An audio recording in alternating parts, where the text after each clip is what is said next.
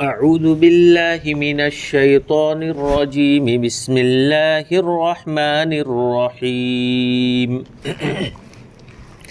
وجعلنا اللیل لباسا۔ گزشتہ ہفتے نیند اللہ تبارک و تعالیٰ نے بہت بڑی نعمت ہے، اس کے بارے میں ذکر فرمایا تھا کہ نیند کی وجہ سے سکون حاصل ہو جاتا ہے۔ آج اللہ تبارک و تعالیٰ فرماتے ہیں کہ وَجَعَلْنَا اللَّيْلَ لِبَاسًا، ہم نے رات کو لباس بنایا۔ لباس جس کے ذریعے سے بدن کو چھپایا جاتا ہے، یعنی اوڑھنا۔ گویا رات کو ایسا اوڑھنا بچھایا کہ جس کی وجہ سے آدمی سکون میں آ جاتا ہے، اور رات کے اندھیری میں اور رات کی تاریکیوں میں ایسے کام باز جیسے میاں بیوی کے آپسی معاملات، تو یہ رات میں جو نمٹانے کے ہوتے ہیں تو وہ اندھیرے میں ہی، اس کے لیے بھی اندھیرا چاہیے۔ اللہ تبارک و تعالیٰ نے اندھیرا فرما دیا۔ اسی طرح سے جو نیند آگے والی آیت میں فرمایا کہ انسان کے لیے بہت زیادہ ضروری ہے، اور نیند کو اللہ تعالیٰ نے سکون کا ذریعہ بنایا۔ اس نیند کو مکمل طور پر حاصل کرنے کے لیے ہمارے رب العالمین نے ہمارے لیے سہولت فرما دی اور رات کو بنایا۔ رات میں اندھیرا، اگر بعض لوگ سو جاتے ہیں، بعض لوگ جاگتے ہوتے ہیں تو آواز شور بور اور اس میں نیند اچھی طرح سے نہیں ملتی۔ اللہ تبارک و تعالیٰ نے سب جگہ رات کو چھا ڈالا اور رات آ جاتی ہے، لہٰذا رات کے اندر سب کو ایک ساتھ سکون، سارا کاروبار بند، سب سکون ہو جاتا ہے، تو آرام سے انسان سو جاتا ہے۔ یہ اللہ تبارک و تعالیٰ نے کیسا رات کا نظام بنایا۔ اسی طرح سے رات کی اندھیریوں میں اور رات کی تاریکی میں بعض اللہ والے اٹھ کر ایسے اخلاص کے ساتھ کھڑے ہو جاتے ہیں، کوئی ان کو اللہ تعالیٰ کے علاوہ دیکھنے والا نہیں، اور اللہ اکبر نیت باندھ کر کھڑے ہو جاتے ہیں، اللہ تبارک و تعالیٰ سے تہجد پڑھتے ہیں اور اللہ تبارک و تعالیٰ سے مانگتے ہیں، اللہ تعالیٰ کے سامنے گڑ گڑاتے ہیں۔ یہ اللہ تبارک و تعالیٰ نے ایک بہت بہترین نظام بنایا ہے رات کے اندھیریوں میں، تو گویا اس اخلاص کو پیدا کرنے کے لیے اور اخلاص کے ساتھ اپنے پروردگار کو راضی کرنے کے لیے اس کے لیے بھی لباس بنا دیا، کوئی دیکھنے نہ پائے۔ تو یہ رات کی اندھیری کو بھی اللہ تبارک و تعالیٰ نے انسان کے فائدے کے لیے بنایا، لیکن بعض لوگ جو اللہ تبارک و تعالیٰ کی نافرمانی پر تلے ہوئے ہوتے ہیں، وہ رات کے اندر غلط سلط کام، چوری ڈکیتی وغیرہ، یہ اس طرح یعنی غلط استعمال کرتے ہیں اور وہ لوگ گناہ کی طرف مائل ہوتے ہیں۔ اللہ تبارک و تعالیٰ نے یہ بہت بڑا احسان فرمایا اور انسانوں کی ہر طرح ضرورت کا خیال رکھا، اس پروردگار کی ہمیں ہرگز نافرمانی نہیں کرنی چاہیے۔ تو اللہ رب العالمین فرماتے ہیں وَجَعَلْنَا اللَّيْلَ لِبَاسًا، ہم نے رات کو لباس بنایا، وَجَعَلْنَا النَّهَارَ مَعَاشًا، اگر رات ہی رات رہتی اور اندھیرا ہی اندھیرا رہتا انسان پریشان ہو جاتا، اس لیے کہ خالی سونا کافی نہیں ہے، سونے کے ساتھ ساتھ کھانا پینا بھی پڑے گا اور اپنی روزی روٹی کا بھی انتظام کرنا پڑے گا۔ اللہ رب العالمین فرماتے ہیں وَجَعَلْنَا النَّهَارَ مَعَاشًا، ہم نے دن کو تمہارے روزی روٹی کے کمانے کا ذریعہ بنایا، کہ دن کے اندر تم جا کر اپنی کمائی کر سکتے ہو، اپنی روزی روٹی کا انتظام کر سکتے ہو، اپنی معیشت کو ٹھیک کر سکتے ہو۔ تو گویا اللہ تبارک و تعالیٰ نے دن بنایا، اگر رات ہی رات رہتی، اندھیرا ہی اندھیرا رہتا تو بھی بیماریاں وغیرہ پیدا ہو جاتی، انسان کا جینا دوبھر ہو جاتا، اور دن ہی دن رہتا تو بھی انسان سکون حاصل نہ کر سکتا، اس لیے کہ بغیر سوئے ہوئے ایسے ہی پریشان ہو جاتا۔ اللہ تبارک و تعالیٰ نے رات اور دن کا نظام بنایا، تو وجعلنا النہار معاشا، اللہ تبارک و تعالیٰ نے دن کو کمائی کا ذریعہ بنایا تاکہ حلال روزی حاصل کرے، اور جا کر حلال روزی حاصل کر کے خود بھی کھائے، اپنے گھر والوں کو بھی کھلائے۔ تو اس کے لیے اللہ رب العالمین نے یہ نظام بنایا۔ وَبَنَيْنَا فَوْقَكُمْ سَبْعًا شِدَادًا، اللہ تبارک و تعالیٰ فرماتے ہیں میری قدرت کو تو دیکھو، رات اور دن کو بھی اس انداز سے بنایا جیسے ایک کے پیچھے ایک چھپم چھپی کھیل رہے ہو۔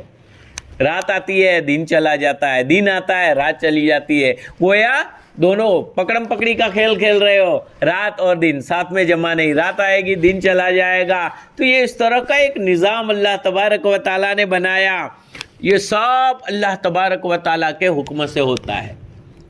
سورج کا نکلنا، سورج کا غروب ہونا، یہ اس کے اوقات کا جو تبدیلی وغیرہ ہوتی ہے، کبھی رات چھوٹی ہو جاتی ہے، کبھی دن بڑا ہو جاتا ہے، کبھی دن چھوٹا ہو جاتا ہے، رات بڑی ہو جاتی ہے، یہ سب اللہ رب العالمین خود فرما رہے ہیں۔ اللہ تبارک و تعالیٰ اس لیے اپنی طرف نسبت فرماتے ہیں کہ وَجَعَلْنَا اللَّيْلَ، ہم نے رات کو لباس بنایا، وَجَعَلْنَا النَّهَارَ مَعَاشًا، ہم نے دن کو معیشت کا ذریعہ بنایا، وَبَنَيْنَا فَوْقَكُمْ سَبْعًا شِدَادًا، اور ہم نے تمہارے اوپر 7 مضبوط آسمانوں کو بنایا۔ پہلا آسمان اوپر، دوسرا آسمان، تیسرا آسمان، چوتھا آسمان، اس طرح 7 آسمانوں کو تہ در تہ بنایا۔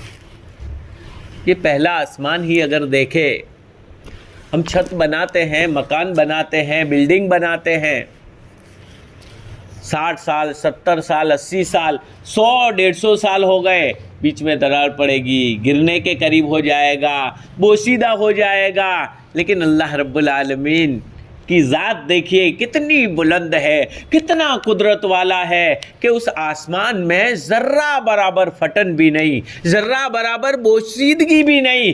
جیسا آسمان تھا پہلے بنایا تھا، آج تک اتنے سال ہو جانے کے بعد، کتنے سال گزر گئے، لیکن آسمان ویسا کا ویسا نظر آتا ہے۔ سائنس کی باتیں جو ہوتی ہے وہ ابھی ابتدائی مرحلے میں ہوتی ہے۔ ایک وقت تھا کہ سائنس کہتا تھا کہ آسمان یہ پیک ہے، اس سے آگے کوئی نہیں جا سکتا۔ اللہ کے نبی صلی اللہ علیہ وسلم معراج میں گئے تو معراج کا انکار کرتے تھے اور کہتے تھے آسمان کے دروازے نہیں، وہ پیک ہے، اس سے آگے نہیں جا سکتا۔ جب خلا وغیرہ کا سفر کیا تو کہنے لگے نہیں نہیں نہیں نہیں، جتنا آگے چاہے جا سکتا ہے۔ اور اب کہنے لگے کہ آسمان نام کی کوئی چیز ہی نہیں ہے، آسمان تو ہماری نظروں کا دھوکہ ہے۔ ابھی بھی سائنس اپنی ماں کے پیٹ میں ہے، یوں سمجھ لو، باہر آتا جائے گا ایسے اس کے سامنے حقیقت کھلتی جائے گی۔ بہت ساری چیزیں جو سائنس پہلے نہیں مان رہا تھا اب ماننا پڑا اس کو۔ سائنس ایک مشہور اعتراض کرتا تھا سائنسدان وغیرہ کہ قبر کے اندر آپ لوگ کہتے ہو کہ عذاب ہوتا ہے مردے کو، یا نیک ہوتا ہے تو اس کے لیے نعمتیں ملتی ہے، حالانکہ جسم تو یہاں پر ہوتا ہے، اور تمہارے ہی کہنے کے مطابق روح یا تو اعلیٰ علیین یا اسفل السافلین میں ہوتی ہے، تو روح وہاں ہے اور جسم یہاں، بیچ میں کوئی وائر تو نہیں، کنیکشن تو نہیں ہے، کیسے ان کو تکلیف ہوتی ہوگی روح کو، کیسے یہ یہاں پر عذاب قبر میں ہو تو تکلیف ہوتی ہوگی۔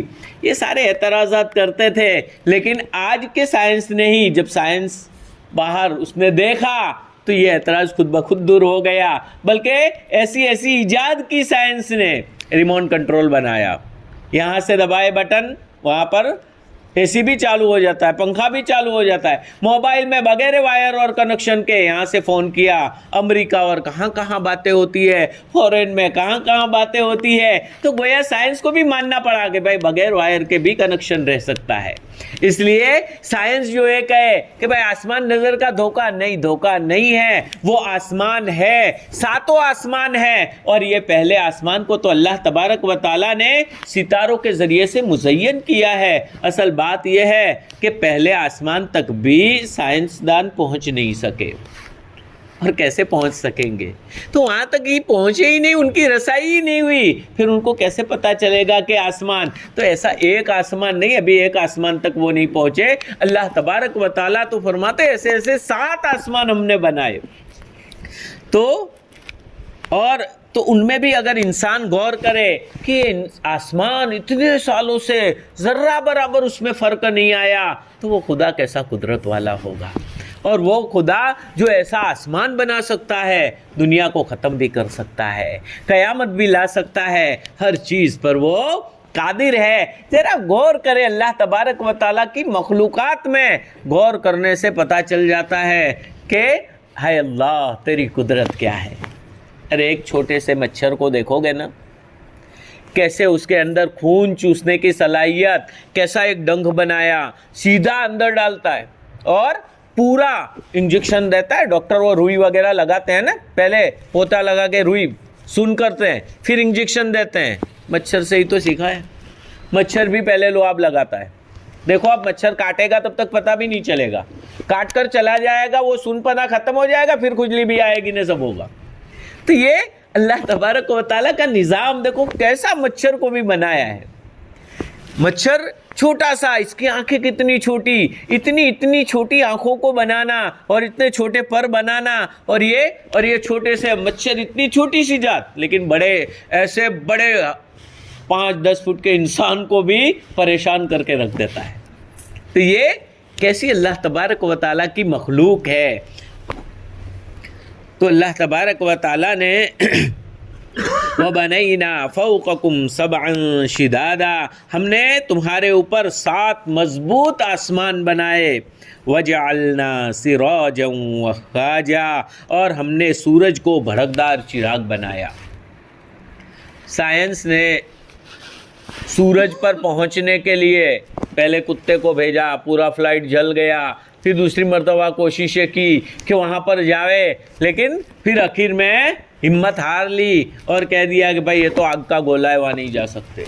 ان کو اب پتہ چلا، اور قرآن نے 1400 سال پہلے اللہ کے نبی صلی اللہ علیہ وسلم پر قرآن نازل ہو رہا ہے، اور اسی نے بتلا دیا تھا وَجَعَلْنَا الشَّمْسَ سِرَاجًا وَهَّاجًا، کہ ہم نے سورج کو بھڑکدار چراغ بنایا، یعنی وہ تو بھڑکتا ہوا آگ کا گولا ہے، چراغ ہے، اور یہ چراغ بھی جس کے ذریعے سے دوسروں کو بھی روشنی ہوتی ہے، زمین بھی روشن ہو جاتی ہے، اور وہی سورج، اور اسی سورج کو اللہ تبارک و تعالیٰ نے جہنم کے ذریعے سے اور زیادہ تیز کر دیتے ہیں۔ جہنم کو اللہ تبارک و تعالیٰ نے 2 سانس لینے کی اجازت دی۔ اصل میں روایت میں آتا ہے کہ اللہ کے نبی صلی اللہ علیہ وسلم نے فرمایا کہ جہنم اللہ تبارک و تعالیٰ نے وہ قید خانہ بڑا خطرناک بنایا ہے، وہاں کی آگ دنیا کی آگ سے کئی گنا زیادہ خطرناک ہے۔ اللہ تعالیٰ ہم سب کی حفاظت فرمائے۔ تو وہ آگ اللہ تبارک و تعالیٰ نے خطرناک بنائی، جہنم نے خود اللہ تبارک و تعالیٰ سے شکایت کی، اے اللہ میرا اندرون بعض کو کھائے جا رہا ہے، مجھے اجازت دے دیجئے میں سانس لے لوں۔ اللہ تبارک و تعالیٰ نے 2 سانس لینے، یعنی سانس نکالنا اور کھینچنا، اس کی اجازت دی، 2 سانس۔ تو جب وہ سانس کو اندر کھینچتی ہے تو گویا گرمی اتنی اندر کھینچی جاتی ہے جس کی وجہ سے موسم ٹھنڈا ہو جاتا ہے۔ وہی سورج گرمی میں بھی ہوتا ہے، وہی سورج سردی میں بھی ہوتا ہے، لیکن موسم سردی کے موسم میں ٹھنڈا ہو جاتا ہے اور گرمی کے موسم میں گرم ہو جاتا ہے۔ جب جہنم باہر سانس پھینکتی ہے تو یہ پورا گرمی کا نظام ہو جاتا ہے۔ اصل میں صحابہ کرام نے سوال کیا تھا اللہ کے نبی صلی اللہ علیہ وسلم سے، اے اللہ کے رسول صلی اللہ علیہ وسلم یہ گرمی اور سردی کیسے ہوتی ہے؟ تو اللہ کے نبی صلی اللہ علیہ وسلم نے یہ وضاحت کر کے بتلائی کہ بھائی سورج سے گرمی سردی ہوتی ہے تو سورج پر بھی تو اس کا اثر پڑ سکتا ہے، وہی تو سورج ہے، وہی سورج ایک مدت تک بہت زیادہ گرمی پہنچائے اور سخت دھوپ پہنچائے، اور وہی سورج ایک مدت کے بعد بہت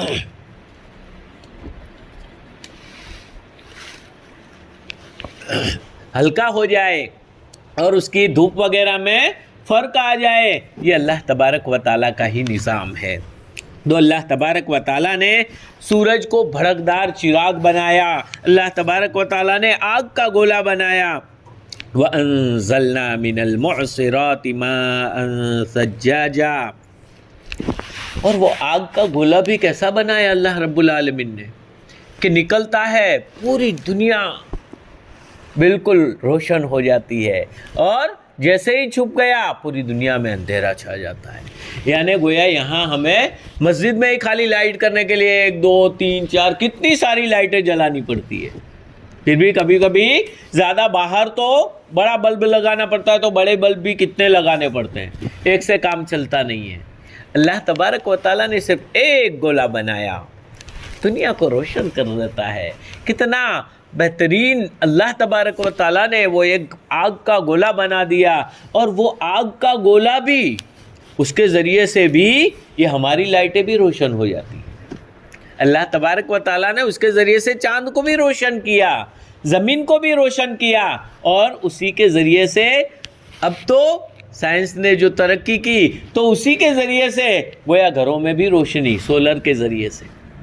تو یہ اللہ تبارک و تعالیٰ نے کیسا آگ کا گولا بنایا ہے۔ وَأَنزَلْنَا مِنَ الْمُعْصِرَاتِ مَاءً ثَجَّاجًا، اور ہم نے بادلوں سے موسلا دھار بارش برسائی۔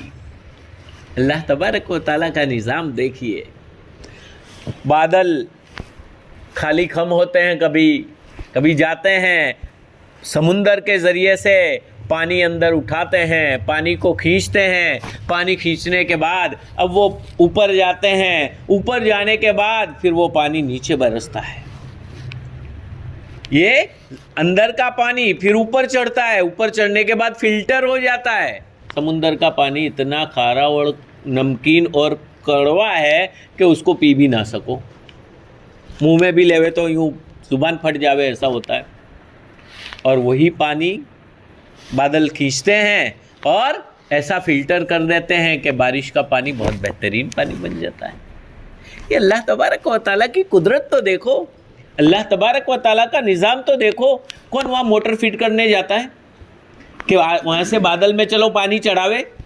بغیر موٹر کے قدرتی طور پر اللہ تبارک و تعالیٰ نے ایک نظام کہ وہ پانی کھینچا جاتا ہے، پھر اچانک سے بادل ہو جاتے ہیں، ابھی بارش آئے گی اور چاہیے اتنی بارش آئے گی، بادل چھٹ جاتے ہیں، کوئی بھی بارش ہی نہیں ہوتی، اور کہیں بارش نہیں ہوتی، بالکل بادل نہیں ہے، اچانک سے بادل آ جاتے ہیں اور اچانک سے موسلا دھار بارش شروع ہو جاتی ہے۔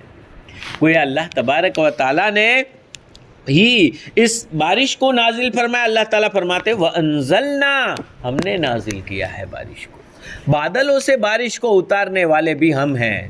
بیچارے آگاہی دینے والے بھی تھک جاتے ہیں، کبھی کہے کہ یہاں زوردار بارش آئے گی، اور پھر کبھی کہیں گے کہ سائیکلون آ گیا، فلانا آ گیا، بارش ختم ہو جائے گی، اور پھر ایک دم سے بارش آ جاتی ہے۔ وہ بھی پریشان، وہ بھی آپس میں جھگڑ رہے ہیں، وہ کہہ رہا ہے تم آگاہی مت دو نا، وہ کہتا ہے تم اب مت دو، خاموش بند کر دو۔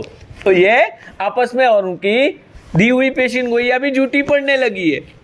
تو یہ ساری چیزیں اللہ تبارک و تعالیٰ بتلانا چاہتے ہیں کہ وَيُنَزِّلُ الْغَيْثَ، وہ اللہ بارش کو نازل کرتا ہے، وہ جہاں چاہے گا، جس جگہ چاہے گا، جتنی چاہے گا، اسی طرح سے بارش کو نازل کرے گا، اس میں کوئی دخل نہیں دے سکتا۔ بہت سائنس نے کوششیں کی کہ جہاں چاہے ہم بارش برسائے، نہیں ہو سکا۔ ایک قدرت کا نظام قدرتی نظام ہی ہوتا ہے، اور وہ اپنے نظام کے تحت جہاں چاہے بارش برساتا ہے، جہاں چاہے بارش کو روک لیتا ہے۔ مدینہ منورہ میں ایک مرتبہ قحط سالی ہو گئی، اللہ کے نبی صلی اللہ علیہ وسلم خطبہ دے رہے تھے، خطبہ کے دوران ایک صحابی آئے، دیہات کے رہنے والے، چالو خطبے میں ہی اللہ کے رسول صلی اللہ علیہ وسلم، اے اللہ کے نبی صلی اللہ علیہ وسلم، اے اللہ کے نبی صلی اللہ علیہ وسلم، جانور مر رہے ہیں، چارہ وارہ ختم ہو گیا ہے، کچھ کیجئے، دعا کیجئے۔ اللہ کے نبی صلی اللہ علیہ وسلم وہی ہاتھ اٹھا لیتے ہیں، خطبے میں ہی بیچ میں ہی ہاتھ اٹھا لیتے ہیں۔ صحابی فرماتے ہیں ابھی ہم نماز پڑھ کے باہر نہیں نکلے تھے، گھر نہیں جا سکے، بہت موسلا دھار بارش چالو ہو گئی، ایسی بارش کہ بالکل چالو ہی ہو گئی، شروع ہو گئی کہ بارش بند ہونے کا نام نہیں لے رہی ہے۔ جب اس کے بعد دوسرا ہفتہ آیا، بارش بند ہی نہیں ہو رہی ہے۔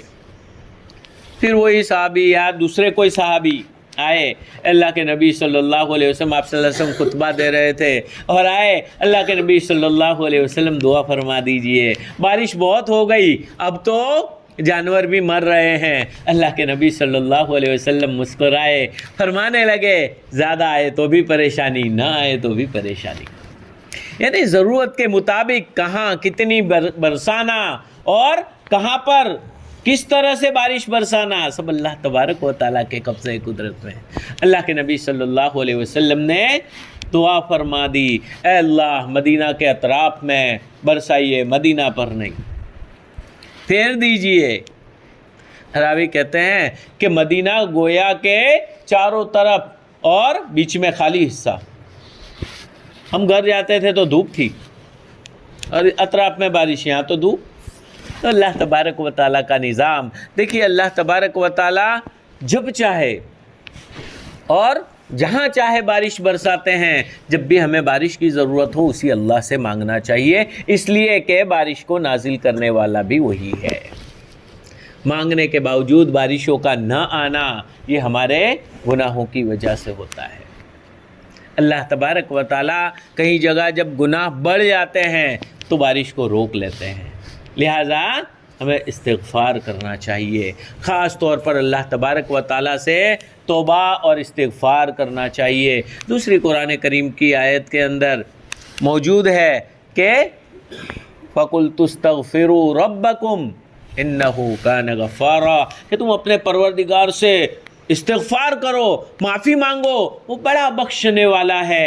اور اس کے بعد پھر اللہ رب العالمین نے فرمایا یرسل السماء علیکم مدرارا، کہ تم پر آسمان مسلح دھار بارش برسائے گا۔ آسمان یعنی وہی بادل کے ذریعے سے، سر کے اوپر ہو اس کو بھی آسمان کہا جاتا ہے، سما ان کے معنی اوپر، اس اعتبار سے بادل کو بھی آسمان سے تعبیر کر دیا ہے۔ تو گویا اوپر سے اللہ تبارک و تعالیٰ مسلح دھار بارش برسائیں گے۔ تو یہ بارش کا برسانا یہ اللہ تبارک و تعالیٰ کی بہت بڑی نعمت ہے۔ تو وَأَنزَلْنَا مِنَ الْمُعْصِرَاتِ مَاءً ثَجَّاجًا، اللہ تبارک و تعالیٰ فرماتے ہیں ہماری قدرت کو دیکھو، ہم نے پانی کو اوپر چڑھایا، پوری دنیا کو سیراب کر دیا اور مسلح دھار بارش برسائی۔ کیوں؟ لِنُخْرِجَ بِهِ حَبًّا وَنَبَاتًا، تاکہ ہم اس کے ذریعے سے غلہ اور سبزیاں نکالیں۔ کیسی زمین، زمین میں یہی زمین اللہ تبارک و تعالیٰ جب بارش برساتے ہیں، ایک جگہ سے گٹھلی وغیرہ ہوتی ہے، آم کا درخت نکلتا ہے، دوسری جگہ سے الگ قسم کا درخت نکلتا ہے، تیسری جگہ سے الگ قسم کا درخت نکلتا ہے۔ بھائی زمین بھی وہی ہے، بارش کا پانی بھی وہی ہے، سب کچھ یہ الگ الگ کیسے ہو گئے؟ الگ الگ پھول وغیرہ، الگ الگ کلر کے، الگ الگ رنگ، پتوں کے بھی رنگ دیکھو الگ الگ، بعضوں کے سرخی مائل ہوتے ہیں، بعضوں کے بالکل سبز ہوتے ہیں، اور پھول بھی کوئی سفید ہوتا ہے، کوئی ہرے رنگ کا ہوتا ہے، کوئی پھول یہ زرد رنگ کا ہوتا ہے، کوئی سرخ رنگ کا ہوتا ہے، الگ الگ سب ایک ہی پانی پی رہے ہیں، ایک ہی زمین کے اندر اگے ہوئے ہیں، لیکن اس کے باوجود سب کا کلر الگ الگ۔ یہ خدا کی قدرت تو دیکھو، وہ خدا کتنا بڑا ہے، وہ خدا کی ذات کتنی بڑی ہے، وہ ہر چیز پر قادر ہے۔ لہٰذا کوئی بھی پریشانی آ جائے، کوئی بھی مصیبت آ جائے، گھبرانے کی ضرورت نہیں، 2 رکعت پڑھ کے اسی سے مانگو، اللہ رب العالمین ساری پریشانیاں دور فرما دیں گے۔ اللہ تبارک و تعالیٰ اپنی قدرت بتلا رہے ہیں کہ دیکھیے اسی زمین کے ذریعے سے ہم الگ الگ طریقے سے، اور وہ دانہ، سوکھا ایک گیہوں کا دانہ ڈالا، پانی ڈالا، اور کہاں سے جڑ اندر سے پھوٹا، کہاں سے ٹہنیاں کہاں سے نکلی، پتے کہاں سے نکلے، ایک چھوٹے سے دانے میں یہ سارا کون نکال رہا ہے؟ اتنا سا دانہ تھا چھوٹا سا، اور زمین کے اندر مٹی میں پانی ڈالا تو اندر سے ایک طرف جڑ نکلتی ہے، ایک طرف ٹہنیاں اور پتیاں نکلتی ہے۔ تو یہ ساری پتیاں آتی ہے کہاں سے؟ کیسی قدرت والا ہے وہ اللہ رب العالمین، بڑی قدرتوں والے ہیں، لہٰذا ہمیں اس کی قدرت کو سمجھنا چاہیے۔ وہ بڑی ذات ہے، اور جب اتنی بڑی ذات ہے تو ہمیں اس کی اطاعت کرنی چاہیے، فرما برداری کرنی چاہیے، دنیا میں اس کی مان کر ہمیں چلنا چاہیے، اس کی نافرمانی اور گناہوں سے ہمیں بچنا چاہیے، اور جو گناہ ہو گئے اس سے توبہ اور استغفار کرنا چاہیے۔ اللہ رب العالمین سے دعا فرمائے، اللہ رب العالمین ہمیں